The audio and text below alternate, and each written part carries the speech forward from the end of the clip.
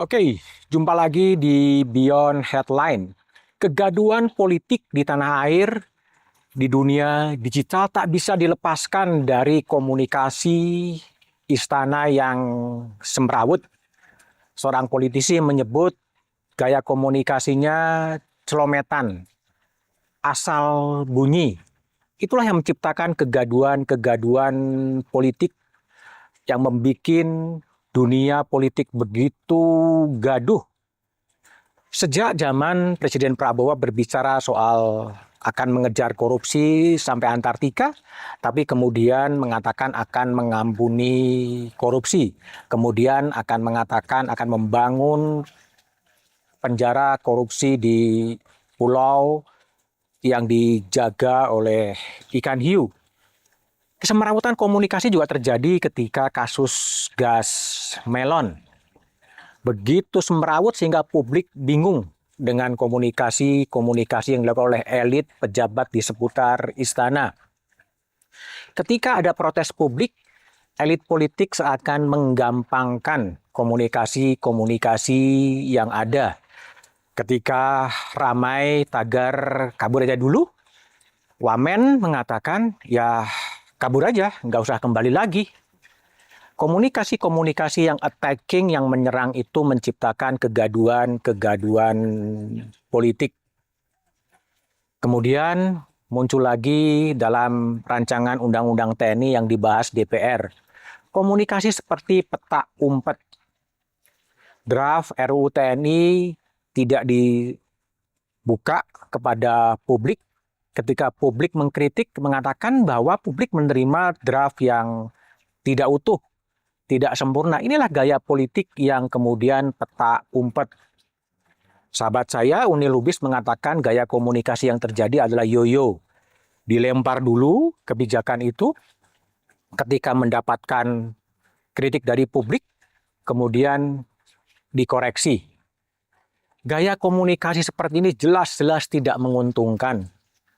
Yang terakhir yang menimbulkan kontroversi yang meluas adalah ketika terjadi teror di majalah Tempo terhadap host bocor alus Cica. Ketika peneror mengirimi kepala babi yang sudah terpotong, juru bicara kantor kepresidenan enteng mengatakan bahwa ya dimasak saja. Gaya-gaya komunikasi seperti itu jelas-jelas tidak menguntungkan dan bisa mengganggu citra dari Presiden Prabowo Subianto.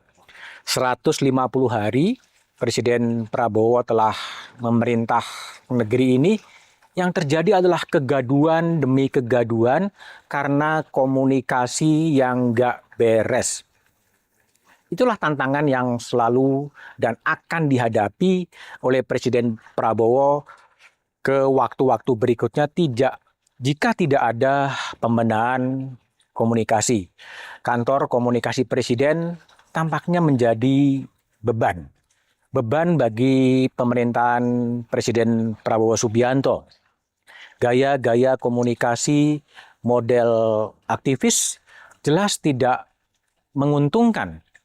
Bagaimana membangun komunikasi, ada mutual respect antara komunikator dan orang yang menerima pesan. Sehingga saran saya adalah membenahi pola-pola komunikasi. Tidak perlu merendahkan, tidak perlu mendelegitimasi rakyat yang melakukan protes. Rakyat yang melakukan protes adalah orang yang kemudian menjalankan hak politiknya untuk berpartisipasi dalam politik. Itu sah dan konstitusional. Tidak perlu kemudian kritik-kritik itu dianggap sebagai gonggongan-gonggongan anjing yang tidak perlu didengar. Gaya-gaya komunikasi yang seperti itu hanya memancing aksi dan reaksi yang kemudian menimbulkan kegaduhan dan demi kegaduhan.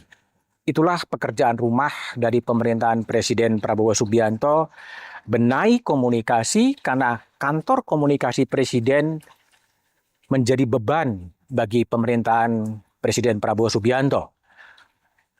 terserah dan berpulang kepada Presiden apakah akan membenahi komunikasi atau menunjuk salah seorang menteri yang mempunyai chemistry yang dekat dengan Presiden, di mana keduanya punya trust, Presiden trust dengan menterinya, dan menterinya atau siapapun yang bakal jadi juru bicara ke Presiden juga otoritatif, kredibel, berintegritas di mata publik. Sejauh tidak ada kredibilitas, maka yang terjadi adalah kegaduhan-kegaduhan politik dan pesan-pesan politik pembangunan pasti akan disalahartikan oleh publik.